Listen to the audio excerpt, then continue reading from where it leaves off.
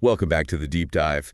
Today we're diving deep into AI agents in marketing. And let me tell you, this is going to be way more than just, another buzzword breakdown. You've given us some pretty amazing articles and notes. Yeah, seems like AI is really shaking things up out there. For sure. It's moving faster than we can keep up with. So we're going to break down exactly what these AI agents are already doing out in the real world. And I'm not talking about like answering some basic FAQs on a website. Yeah. This is stuff that's really revolutionizing how brands connect with us. Well, it's interesting because we've probably all run into AI agents without even realizing it. Really? Oh, yeah. Think about it. Have you ever gotten like a product recommendation online that felt like eerily on point, like something you were just thinking about? Yeah, actually, now that you mention it. That's probably an AI agent working behind the scenes. Okay, that's a little creepy, Right. but also kind of impressive. So these AI agents, they're not some futuristic fantasy. They're already here, like influencing our decisions. Absolutely. And it goes way beyond just personalized recommendations. AI is being used to personalize entire marketing campaigns based on like mountains of data these agents are collecting. So you're talking like email campaigns that are laser focused on what we like, website content that shifts based on our browsing habits. It feels like we're living in a sci-fi movie. In a way, we are. One of the articles you gave me mentioned a company that's using AI to not only look at purchase history, but also your social media engagement. They're building these like hyper personalized email campaigns, and they're seeing crazy high conversion Hold rates. on. So they're using what we're liking and sharing on social media to craft these marketing messages. Yep. That's wild. What about those chatbots we keep hearing about? Are those AI agents too? Definitely. Chatbots are a type of AI agent, although you know their capabilities can be pretty different. Some are super basic and rule-based, while others are powered by some serious natural language processing. They can handle customer inquiries, provide support, and even gather some pretty valuable data. Okay, so it makes sense that businesses would want to automate those kinds of repetitive tasks, right? Sure. But if AI is handling all these customer interactions, Mm. are we risking making things feel impersonal? Like we're just numbers being crunched by algorithms? That's a really valid concern, and a lot of experts are grappling with that exact question. The key seems to be finding that sweet spot between automation and, keeping that human touch. So it's not about replacing humans altogether. Not at all. It's about using AI to kind of boost our human capabilities. Exactly. One of the experts you had in your notes said something like AI should be seen as a collaborative partner, not a replacement for human ingenuity. I like that. It's like AI can handle the grunt work, like all that data analysis and automation, Yep. but we still need humans for things like creativity and empathy and building those real connections with customers. Couldn't agree more. Another interesting point from one of those articles was that by using AI, it can actually free up human marketers to focus on those more strategic and creative tasks, the things AI isn't quite ready for. Oh, that's a really interesting way to look at it. So instead of worrying that AI is going to steal our jobs, maybe we should be thinking about how it can help us do our jobs even better. But I got to be honest, I still have some concerns about the potential downsides of all this. Sure, I get it. There's a lot to consider. Like, what are we giving up? AI agents definitely offer amazing opportunities, but it's important to be aware of the potential challenges too.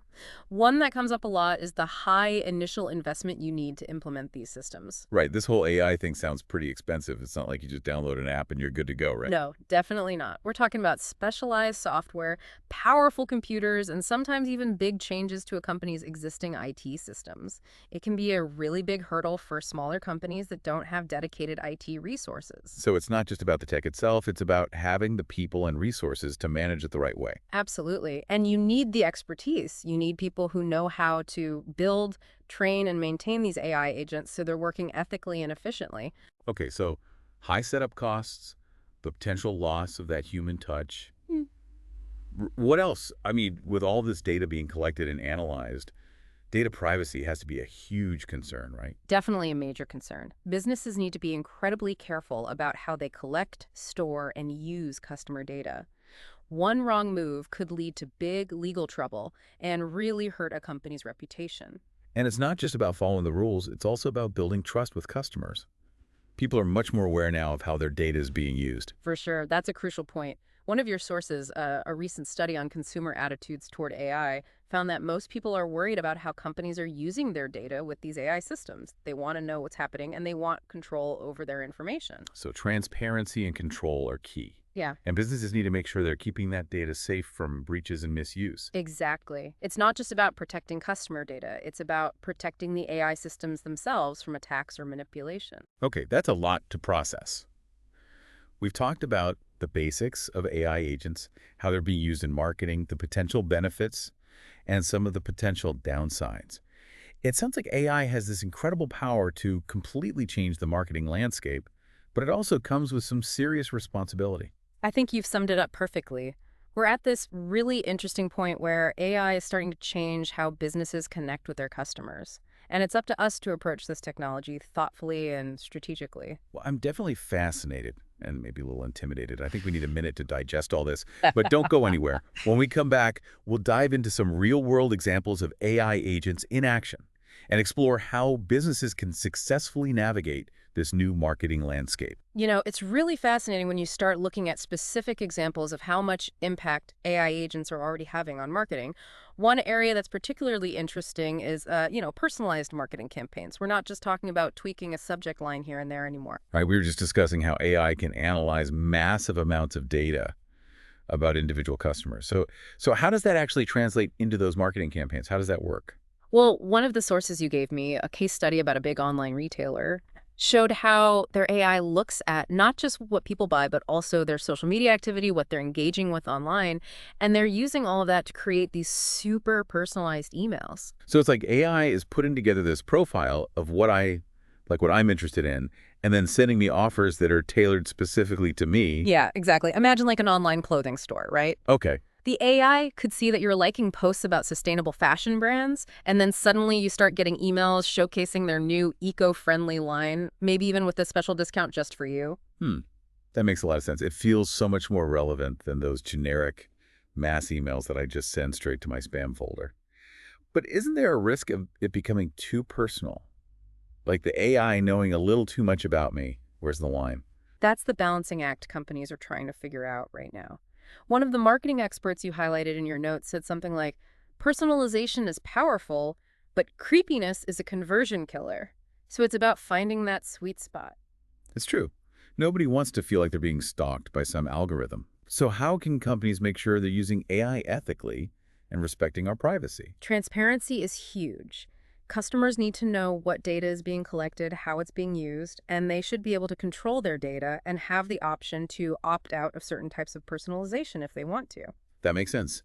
If a company is upfront about what they're doing with AI, it feels less invasive and more like a helpful service. But with all this focus on personalized campaigns and email marketing, it makes me wonder about the bigger picture. How is AI impacting the whole customer experience? That's where things get really interesting. We're seeing AI being used to personalize pretty much every touch point a customer has with a company, from their first visit to the website all the way to the post-purchase follow-up. So it's not just about sending the right email at the right time. It's about creating this seamless, personalized experience across all channels. Exactly. One article talked about how AI can be used to personalize the content you see on a website, suggesting products based on your browsing history. So imagine visiting a website and the entire homepage is like dynamically curated just for you with stuff that you're actually interested in. So it's like having a personal shopper for every website you visit.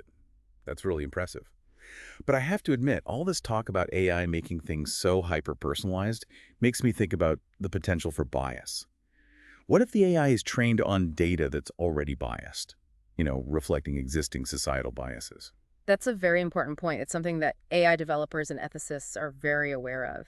If the data used to train an AI is biased, then the AI's output, its recommendations, they can end up perpetuating those biases and even making them worse. So how do we stop that from happening? How do we fix it? Well, one crucial step is making sure that the data used to train these AI systems is diverse and representative of everyone. So that means paying attention to things like race, gender, socioeconomic status, cultural background. So it's not just about having a ton of data. It's about having the right kind of data, data that reflects the real world in all its diversity. Exactly. And another key aspect is monitoring and auditing these AI systems on an ongoing basis. You have to regularly check for any biases that might pop up over time and then correct them. It sounds like a lot of work, but it's obviously really important if we want to make sure that AI is being used ethically and responsibly. Absolutely. AI is a powerful tool, but it's still just a tool. And like any tool, it can be used for good or for bad. It's up to us, the humans who are developing and using these systems, to make sure that they're being used to benefit everyone. Okay, so we've covered a lot of ground. We've talked about how AI is personalizing marketing campaigns, enhancing the customer experience, and even some of the potential pitfalls like bias. It seems like AI has this incredible power to revolutionize marketing, but it also comes with some pretty big responsibilities. You've put it perfectly. AI is changing the way businesses connect with their customers, and it's crucial to approach this technology thoughtfully and strategically. But before we get too deep into the philosophical stuff, why don't we switch gears and talk about something a bit more practical? All right, sounds good. I'm ready for a change of pace. What do you have in mind? Let's dive into some real-world examples of AI agents in action. We can explore the different kinds of AI tools out there and how businesses can actually use them to achieve their marketing goals. We can also discuss some best practices for implementation and how to get started with AI even if you're not a tech expert. That sounds great. I bet our listeners are eager to hear about some real-world applications and get some practical tips. Okay, so we've covered a lot of the big picture stuff about AI agents in marketing, but I'm really curious about like the actual tools themselves. What are some examples of these AI tools in action? Well, you know, those chatbots we mentioned earlier, Right. one of your sources highlighted this company that totally revamped their customer service using AI-powered chatbots. And we're not talking about those frustrating bots that just give you canned responses, are we? No, no, not at all. These are really sophisticated chatbots that use natural language processing to actually understand and respond to customer questions in a more conversational and helpful way. So they can actually have a real conversation with a customer. Yeah, to a certain extent. They can answer questions, resolve issues, and even collect valuable information about customer needs and preferences. That's pretty amazing. But what about those times when a customer really needs like a human touch? Can these AI chatbots handle complex or emotional situations? That's where this kind of hybrid approach comes in. A lot of companies are using AI chatbots for that initial screening and to handle those routine questions, but then they can seamlessly transfer the customer to a human agent when it's needed. So it's about finding that right balance between AI efficiency and human empathy. What other kinds of AI tools are businesses using? Well, there are AI tools that are specifically designed for content creation. They can generate things like blog posts, social media updates, even marketing copy. Wait, hold on. AI can actually write marketing content? That seems like something that requires a lot of creativity and understanding of human psychology. You're right. AI is definitely not going to replace human copywriters anytime soon. But these tools can be super helpful for brainstorming ideas, overcoming writer's block, and even tailoring content to specific audiences. So it's more about like helping human creativity than replacing it. Yeah, exactly. And another area that's really interesting is predictive analytics. That's where AI is being used to try to forecast future trends and anticipate customer behavior. We touched on that a little bit earlier. I'd love to hear more about how it's being used in like practical ways. Okay, so imagine a company that sells seasonal products. Yeah. AI could analyze their historical sales data, weather patterns, even trends on social media to try to predict which products are going to be in high demand. Wow. That's super valuable information for businesses. It takes a lot of the guesswork out of inventory management and planning those marketing campaigns.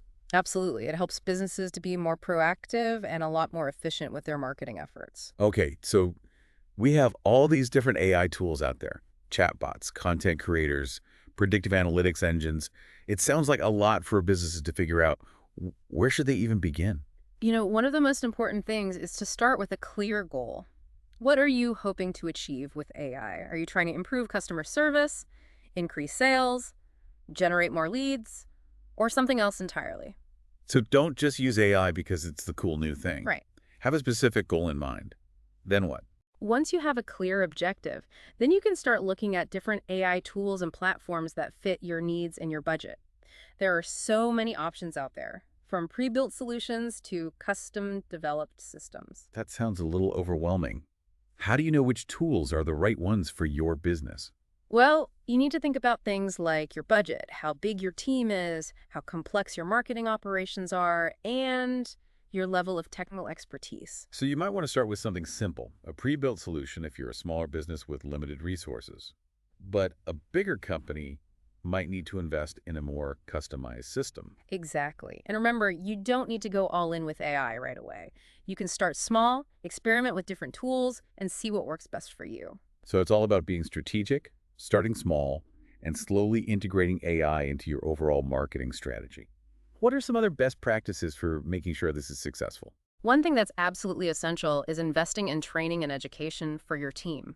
Yeah. Your marketing team needs to understand how to use these AI tools effectively and how to interpret the data that the AI gives them. So it's about giving your team the knowledge and skills they need to make the most of AI.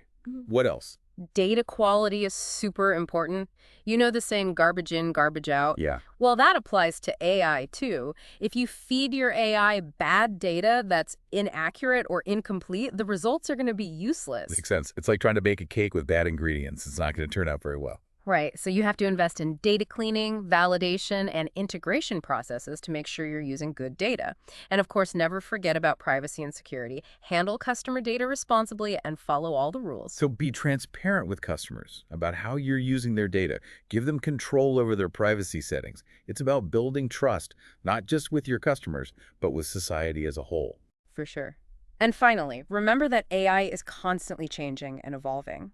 It's important to stay up to date on the latest developments and be ready to adapt your strategies. So we're really just at the beginning of this whole AI revolution in marketing. Yeah. It's exciting, it's a little bit scary, and it's definitely going to change how we connect with customers in some really profound ways. I think that's a great way to put it. AI has so much potential for marketers, but it's really important to approach it carefully and strategically.